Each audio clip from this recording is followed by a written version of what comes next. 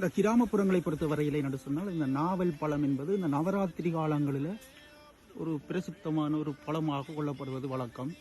இப்போ நாங்கள் இந்த பள்ளிக்கங்களில் படிக்க இந்த நவராத்திரி பூசைகளை நாங்கள் என்று சொன்னால் செய்கிறது. ஒவ்வொரு வகுப்புக்கும் ஒவ்வொரு தினங்கள் என்று சொன்னால் இந்த பூசைக்காக ஒதுக்கப்பட்டிருக்கும். அந்த வகையில் இப்போ நாங்கள் என்று சொன்னால் இப்போ பள்ளிக்கத்தை விட்டு வெளியில் வந்துட்டோம்.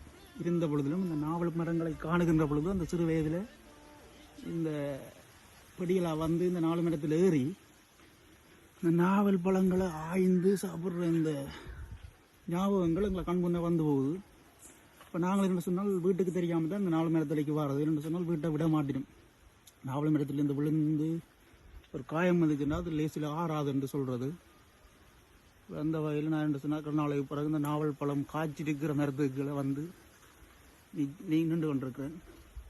அவை இந்த நாவல் பழத்தை நாங்கள்